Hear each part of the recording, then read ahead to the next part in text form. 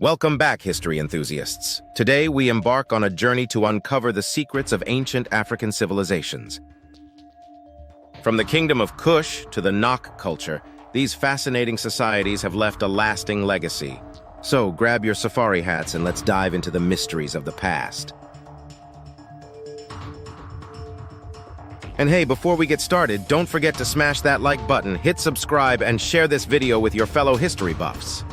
Number 1, the Kingdom of Kush. The ancient civilization known as the Kingdom of Kush, often referred to as Nubia, thrived in Africa with close ties to ancient Egypt.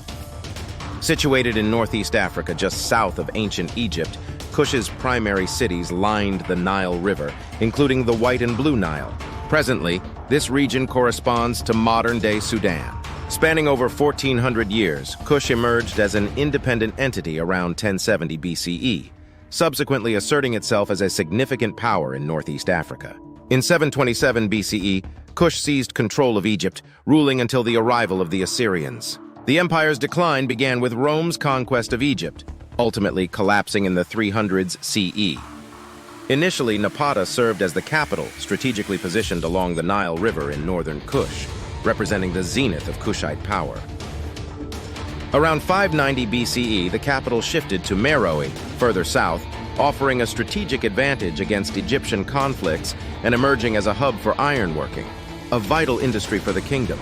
Sharing similarities with ancient Egypt in governance, culture, and religion, the Kushites built pyramids for burial, worshipped Egyptian deities, and practiced mummification. The ruling class of Kush likely identified with Egyptian culture. Gold and iron were pivotal resources, with gold contributing to wealth through trade and iron serving as the primary metal for tools and weaponry. Within Kushite society, priests held significant sway, shaping laws and acting as intermediaries with the gods, followed by artisans, scribes, and farmers who sustained the economy. At the lower strata were servants, laborers, and slaves. Religion, particularly belief in the afterlife, was integral to Kushite life, with women assuming leadership roles, including many queens among Kushite rulers. Fascinating insights into the Kingdom of Kush. 1. Renowned for its skilled archers, Kush gained a reputation as the land of the bow, with bow and arrow frequently depicted in its ancient art. 2. Pai, a prominent Kushite leader, etched his name in history by conquering Egypt and ascending to the throne as pharaoh. 3. Agriculture formed the backbone of Kushite society, with the majority engaged in farming, cultivating crops like wheat, barley, and cotton for clothing production. 4. While Kushite pyramids were comparatively smaller than those of Egypt, they remain notable landmarks, particularly near Meroe, where burial chambers lie beneath them, still visible today. 5. The authority wielded by Kushite priests was so immense that they held sway over the timing of the king's demise. 6. Life expectancy in Kush was notably short, with the average person expected to live only 20 to 25 years. 7. In addition to gold and iron, Kush engaged in trade of various commodities, including ivory, slaves, incense, feathers, and hides of wild animals, contributing to its economic prosperity and cultural exchange. Number 2, the Kingdom of Oxum. The Kingdom of Oxum, also known as Axum or ancient Ethiopia, stood as an eminent civilization in Africa, nestled along the southern shores of the Red Sea. While its core territory lay west of the Red Sea and the Horn of Africa, Oxum at times extended its dominion to parts of the Arabian Peninsula to the east. Encompassing present-day Eritrea, northern Ethiopia, Sudan, Yemen, and southern Saudi Arabia, Oxum emerged around 400 BCE. According to legend, founded by the progeny of King Solomon of Israel and the Queen of Sheba. Experiencing a surge in power and territorial expansion around 100 CE, Oxum reached its zenith circa 350 CE, enduring until approximately 940 CE when it succumbed to foreign conquest. Subsequent upheavals saw the Zagwe dynasty assuming control. The reign of King Ezana, circa 325 to 360 CE, marked Oxum's pinnacle, marked by territorial expansion and the adoption of Christianity, which became the kingdom's predominant religion.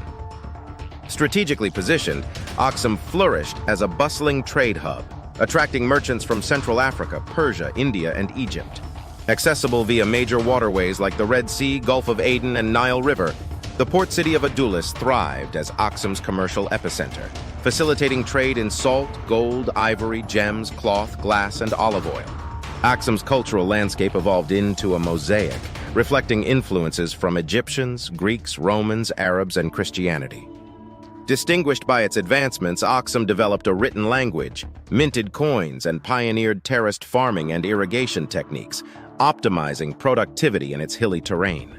Unlike its northern counterparts in Egypt, Oxum eschewed pyramids in favor of towering stelae, notably the towering obelisk of Axum, a masterpiece later reclaimed and reassembled after being seized by Italian forces in 1937, symbolizing the resilience of Aksumite heritage. Intriguing insights into the Kingdom of Oxum. 1. The ancient city of Aksum, located in northern Ethiopia, persists to this day, harboring a modest population of just over 50,000 inhabitants. 1. It stands as one of Africa's oldest continuously inhabited cities. 2. Remarkably, the stone structures in Oxum were erected sans mortar. Instead, stones were meticulously carved to interlock seamlessly. 3. The once prosperous city of Adulis met its demise at the hands of Islamic invaders in 710, leading to Aksum's gradual isolation and subsequent decline. 4. Aksum served as a vibrant trading hub, attracting merchants from diverse corners of the globe. 4. Greek emerged as the lingua franca due to this bustling exchange of goods and ideas. Number 3. The Mali Empire. The Mali Empire, spanning the 13th to 17th centuries, adorned the landscape of West Africa with its grandeur. Forged under the leadership of King Sundiata Keita, the empire united various Malinke kingdoms along the upper Niger River. Shielded by a formidable imperial army and strategically positioned amidst trade routes, Mali burgeoned, extending its sway over land, influence, and culture across 4 centuries. Abundant gold deposits and salt reserves enriched its commercial coffers, while the city of Timbuktu emerged as a beacon of knowledge and Islamic scholarship. The ascendancy of the Mali Empire finds its roots in Sundiata, aptly dubbed the Lion King. Seizing the former capital of the Ghana Empire in 1240, Sundiata and his cohorts solidified control, expanding Mali's dominion. The empire's strength, especially during periods of feeble leadership, owed much to the influential officers of Sundiata's court. Governed by kings known as Mansa, Mali reached its zenith under the reign of Mansa Musa Wast.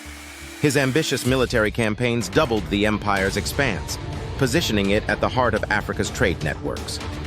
In 1324, Mansa Musa embarked on a famed pilgrimage to Mecca, lavishly spending and distributing his vast wealth along the way. Tales of his opulence spread far and wide, immortalized in the Catalan Atlas by Spanish cartographer Abraham Cresques, spurring European explorers' quests for Timbuktu and its rumored riches. Some speculate that Mansa Musa could have been the wealthiest individual in history. Mansa Musa's rule fostered a flourishing of Islamic learning centers, schools, and Africa's grandest library, enriching Mali's cultural tapestry with multilingual and multi-ethnic hues. However, upon Mansa Musa's passing around 1337, Mali's influence waned as other trade hubs emerged, diminishing its commercial prosperity. Inadequate leadership precipitated internal strife, paving the way for the Songhai Empire's conquest of Mali by the late 15th century, leaving scant traces of its once proud legacy. By the 17th century, the Moroccan Empire held sway over the region. Number 4. The Songhai Empire. The Songhai Empire, situated in Western Africa, south of the Sahara Desert and spanning along the Niger River, reached its zenith, stretching well over 1,000 miles from present-day Niger to the Atlantic Ocean. Its capital, Gao, nestled on the banks of the Niger River in modern-day Mali, served as the epicenter of Songhai's power from 1464 to 1591. Previously under the dominion of the Mali Empire, the Songhai rose to prominence under the leadership of Sunni Ali, a prince who liberated himself from Mali's control in 1464, establishing the Songhai Empire and expanding its realm by conquering neighboring territories, including the pivotal trading hubs of Timbuktu and Jenne. In 1493, Askia Muhammad ascended to leadership, propelling the Songhai Empire to its pinnacle and establishing the Askia dynasty. A devout Muslim, Askia Muhammad integrated Islam into the fabric of the empire, consolidating control over gold and salt trade previously held by the Mali Empire. Songhai's culture became a fusion of traditional West African beliefs and Islamic practices, with daily life governed by local customs and Islamic law. The slave trade emerged as a significant facet of Songhai's economy, with captives of war from neighboring regions serving as laborers in trans-Saharan trade routes and being sold to European markets. However, internal strife and civil war in the mid-1500s weakened the empire, culminating in the invasion by the Moroccan army in 1591, which led to the capture of Timbuktu and Gao. Subsequently, the empire fragmented into smaller states, marking the decline and dissolution of the once mighty Songhai Empire. Fascinating insights into the Songhai Empire. 1. Sunni Ali ascended to legendary status in Songhai folklore, revered as Sunni Ali the Great, and often depicted possessing mystical abilities. 2. Captured prisoners of war who had embraced Islam prior to their capture were exempted from being sold into slavery. Griots, West African storytellers, played a pivotal role in preserving history, passing down tales through generations. 4. The city of Timbuktu emerged as a pivotal hub. Number 5. The Kingdom of Benin. The Kingdom of Benin flourished from the 1200s to the 1800s CE in the Western African region that is now part of Nigeria. Established in the forested expanse of West Africa during the 1200s CE, the historical Kingdom of Benin was founded by the Edo people of southern Nigeria, who sought to break free from the rule of their Ogisos, or kings. Seeking a new leader, they invited a prince from Ife, a prominent West African kingdom, to assume control. Thus, Iweka, the son of the prince from Ife, became the first Oba, or king, of Benin. Under the reign of Oba Iware the Great, Benin reached its zenith in power and territorial expansion. The capital, Benin City, was enhanced with formidable walls, marking a period of unprecedented prosperity and influence for Benin's monarchs. The people of Benin revered their Obas through elaborate rituals, including human sacrifices, as expressions of devotion and loyalty. Renowned for their artistic prowess, Benin's artisans excelled in various mediums, particularly brass, wood, and ivory.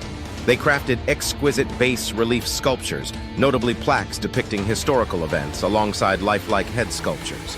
Ivory objects such as masks and salt cellars were also masterfully carved, catering to European trade partners. Benin's economic success was driven by vibrant trade relations, notably with the Portuguese, who coveted the kingdom's artwork, gold, ivory, and pepper. Additionally, Benin played a significant role in the West African slave trade, capturing and selling individuals from rival communities to European and American buyers, thus bolstering the kingdom's wealth. However, internal strife and power struggles within the royal family during the 1800s weakened Benin, leading to civil wars that undermined both its governance and economy. In its weakened state, Benin faced challenges resisting British interference in its trading network. The British invasion of Benin in 1897 resulted in the burning of Benin City and its subsequent annexation into British Nigeria, which later became part of independent Nigeria in 1960. While the kingdom ceased to govern West Africa, the OBA of Benin City continues to serve as a government advisor to this day. Number 6. The Zulu Kingdom. The Zulu Kingdom, also known as KwaZulu, was a prominent southern African state situated in present-day South Africa, achieving global renown during and after the Anglo-Zulu War, particularly for their initial victory against the British at the Battle of Isandlwana in 1879. The kingdom garnered admiration for its courage and martial prowess, even from the British, who often held prejudiced views towards Africans. Despite the British annexation of Zululand in 1887, the institution of the Zulu monarchy persisted, albeit under the colonial title of paramount chief. The Zulu people's resilience and martial spirit continued to resonate, inspiring many in the anti-apartheid struggle within white-dominated South Africa, where the Zulu nation eventually became designated as a Bantustan, or homeland. Originating from the broader Bantu expansion, the Zulus initially migrated to southern Africa, establishing their kingdom as one among several Bantu empires, kingdoms, and political entities, including the notable civilization of Great Zimbabwe. Number 7. Empire of Ancient Ghana. The Empire of Ghana, situated in Western Africa, encompassing present-day Mauritania, Senegal, and Mali, thrived in a landscape characterized by vast savanna grasslands just south of the Sahara Desert. Key rivers such as the Gambia River, Senegal River, and the Niger River facilitated transportation and trade networks. Kumbisale served as the capital city of ancient Ghana, housing the royal palace of the Ghanaian monarch, where it is estimated that up to 20,000 individuals resided in and around the city. The term Ghana originated from the Soninke people, denoting their ruler as the warrior king, a title adopted by those outside the empire when referencing the region. Internally, the Soninke referred to their realm as Wagadu. Iron and gold mining constituted the primary sources of wealth for the Empire of Ghana. Iron was utilized in the production of robust weaponry and tools, bolstering the empire's strength, while gold served as a valuable commodity for trade, enabling the acquisition of essential resources such as livestock, tools, and cloth. Trade relations were established with the Muslims of Northern Africa and the Middle East, facilitated by extensive caravans of camels traversing the Sahara Desert. Around 1050 CE, the Empire of Ghana faced mounting pressure from Northern African Muslims to embrace Islam, a demand staunchly rejected by the Ghanaian kings. Consequently, the empire endured persistent attacks from the north, exacerbated by the secession of the Susu people. Over the ensuing centuries, Ghana's strength waned until it eventually succumbed to integration into the Mali Empire. Fascinating tidbits about the Empire of ancient Ghana.